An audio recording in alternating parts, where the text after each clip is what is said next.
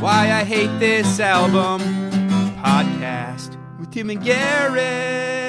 Billy D chose the name Limp Bizkit because he thought that would repel listeners, because it's a gross term, but would also be technically obscure enough that a 12-year-old boy's mother wouldn't know what it meant. Here's the problem. I'm not sure I know what it means. I'll tell you off mics, because it is after dark. I mean, feel free, Tim. Don't be bashful. Some sort of limp wiener? No, it's a game one can play with a couple of buddies. Yep. Oh, yeah, there it is. Really? There it is. Yep. That has a name? Yes. I'm horrified that you don't know the name but do know the act. So, this is a name that is obscure enough that maybe a kid's mom's not going to know exactly what it meant. But here's the problem. You should still feel uneasy upon hearing the words Limp Bizkit together. We all should. This is a throat berries or ass milk or semen butter situation. Some words don't belong together, and upon hearing them, you should immediately go, I don't know what exactly that is, but it's not for me. Tim, you just rapid fired our audience with some of the most repellent combinations of words we've come across in our entire lives.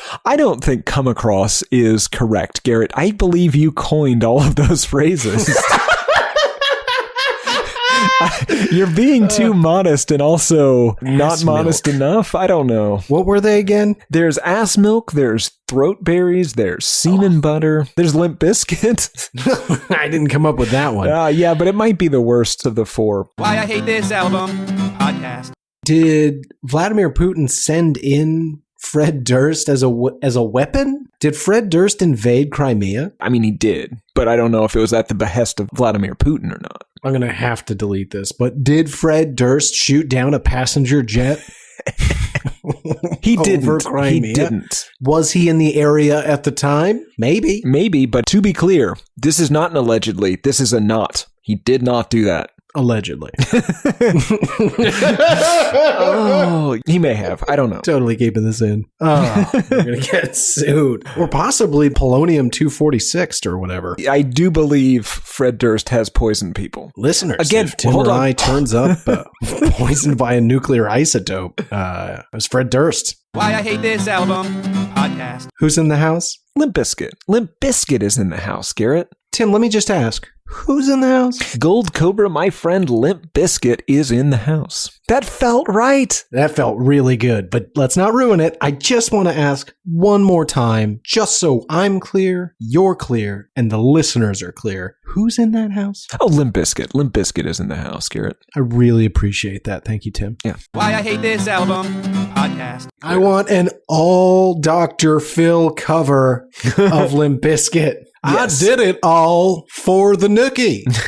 So you can take that cookie and stick it up your ass. Why I Hate This Album podcast. I am a little nervous about something, and I'm going to be very careful about the words I choose here, lest we be visited by the Secret Service. What is it? Did they cause 9/11?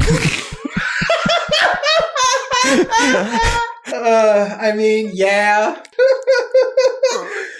Let's just put it on Front Street, Tim. Did they cause 9/11? Did Al-Qaeda see the music video for this song and try to destroy Limp Bizkit at the heart of where they thought they lived? Right. That was my exact thought as well. The video for this was filmed on the South Tower of the World Trade Center. It features Steven Dorff and Ben Stiller. They were filming Zoolander at the time. And on September 10th, 2001, the World Trade Center sent Limp Bizkit a letter thanking them for featuring the towers in the music video. Now, again, we're not saying Limp Bizkit is responsible in any way for 9/11. We're not saying that Afghanistan had just gotten MTV, just witnessed this music video for the first time, thought that Billy lived atop that tower, and that they were the intended targets of the attacks. None of that's true. Yeah, that would be wildly irresponsible to say. But when you think of 9/11, you should think of the biscuit, and when you think of the biscuit, you should think of 9/11. Why I Hate This Album podcast.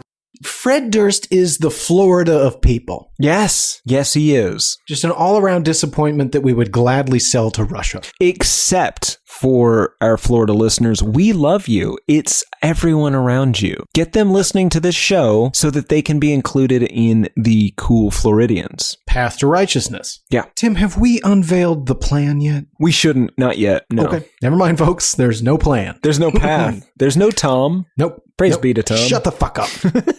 Why I Hate This Album podcast. I've met a few people like this. I'm curious if you have as well. People who don't have hobbies or interests. Yep. Have you ever met one of these people? I have. You into sports? No, not really. Music? Not much of a music guy. Movies? No, I don't really have a TV. Cool. So you just sit in a dark room.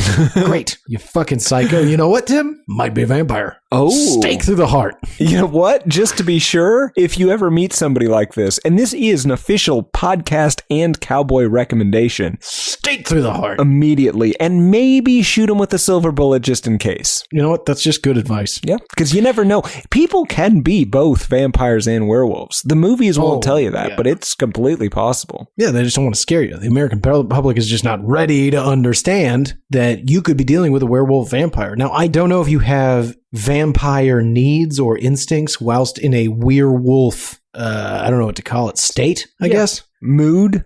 No, it can't be that. We know what it isn't. and hey, that's good. That's just as good as knowing what it isn't. Yeah. Why I Hate This Album podcast. Henry Cavill, Mission Impossible, the one in which Tom Cruise vigorously fights Henry Cavill's mustache. Right, and he reloads his arms? You goddamn right he does. Tim, I reload my arms every morning. Starts me off on the right foot. You do not look as great as Henry Cavill doing that. I'm so sorry to tell you that. Tim, what am I not saying right now? That you're very hurt? I'm not hurt, I'm angry. You're angry because you are hurt. You know that 61% of my look is based on Henry Cavill from Mission Impossible Fallout. But if you base your look on it, you can, if that's your standard, you can never quite reach it, because otherwise you'd just be being your own man. He's not a limit. I can reach it. He I is. can exceed it. Hey, Tim. take Garrett. No, you can't. Look at him. That man is perfect. From the mustache, the arms, being Superman. I mean, granted, you might be better than him if you CGI some sort of horrible scar mouth thing going on. But Man, that was bad. other than that, Garrett, like you're a very handsome man. You're one of the, I would say, I'd like this to top 10% of men, easily. globally or just in the U.S. Either, both. Well, I think Whichever I'd you go think top is better. 5 if you go global. Okay, top 5. You're top 5. You're no Henry Cavill. Yeah, I'm saying it hurts me to say it too. I'm saying walking around Cavill, not Superman Cavill, not Mission Impossible Cavill, just walking around Cavill. What about like award show Cavill? Well, I can't compete with that. This is the same goddamn song as every other song on this album. It just happens to be over Schifrin's Mission Impossible theme. But it's just about how... like aggressive chemotherapy Cavill. I don't know, because he's still got that quiet... You don't know. He's cancer-ridden, no hair, eyebrows gone. Yeah, but here's the thing. That man has a quiet dignity that you just don't have. You got me there. I do like it. There's cowboys running through my dreams. Nothing's quite the way it seems. Well, I joined the Navy. I got kicked out in a week.